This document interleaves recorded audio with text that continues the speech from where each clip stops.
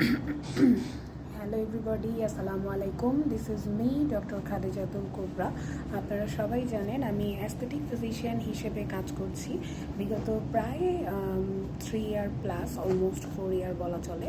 So এই ধারাবাহিকতায় আমি অনেক রকমেরই পেশেন্ট পাই এবং আমি বেশিরভাগ এই টাইপের পেশেন্ট পাই যে অবাঞ্ছিত লোমের সমস্যা।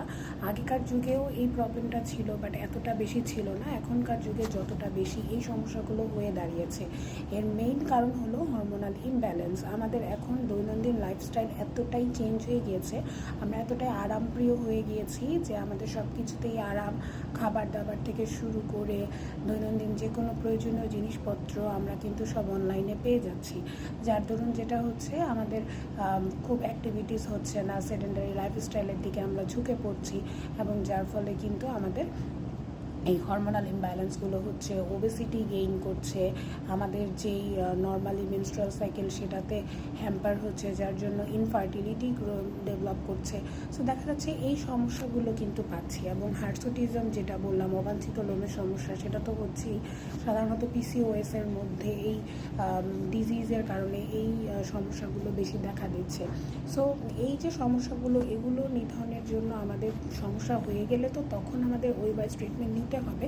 তবে ইনিশিয়ালি শুরুতে যেটা করতে হবে সেটা হলো যে আপনাকে এই যে আপনার সেডেন্টারি লাইফস্টাইল, এটাকে পরিবর্তন করতে হবে।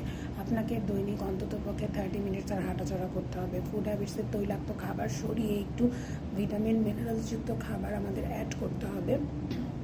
শাকসবজি খেতে হবে এবং মাছের আইটেমগুলো বেশি করে অ্যাড করতে হবে। এবং আমাদের অতিরিক্ত ক্যালোরিযুক্ত খাবার, ফ্যাট জাতীয় খাবার, চিজ, এইসব আমরা এখন খুব পছন্দ করি। বার্গার, পিৎজা, পাস্তা, খুব বেশি চিজি খাবার, এগুলোকে কিন্তু অ্যাভয়েড করতে হবে। তাহলেই কিন্তু আমরা আমাদের সেডেন্টারি লাইফস্টাইল থেকে কিছুটা মডিফাই করে আমরা কিছুটা কায়িক পরিশ্রম, যেটাকে আমরা বলি, একটু ফিজিক্যাল অ্যাক্টিভিটি আমরা করতে পারবো। এবং যাদের হয়তো হাঁটতে সমস্যা আমাদের এই শহরের দৈনন্দিন জীবনে, তারা দৈনিক অন্তত পক্ষে 30 মিনিটস অ্যাটলিস্ট ছাদে গিয়ে হলেও হাঁটুন বা বাসার ভিতরে করিডোরে হাঁটুন। দৈনিক যদি আপনি 30 মিনিটস হাঁটাচলা করেন, সেটা কিন্তু আপনার একটা লেভেলে কন্ট্রোল করবে আপনার ফ্যাটটাকে, আপনার বডি মেটাবলিজমকে, সব কিছুকে। সো এই জন্য আমি এই অ্যাডভাইসগুলো করে থাকবো। এবং তার পাশাপাশি আরেকটা কথা বলবো, সেটা হচ্ছে অবশ্যই রাত 8টার মধ্যে আপনার ডিনারটা করে ফেলবেন। 8টার পরে আপনি কোনো রকমের ভারী খাবার খাবেন না।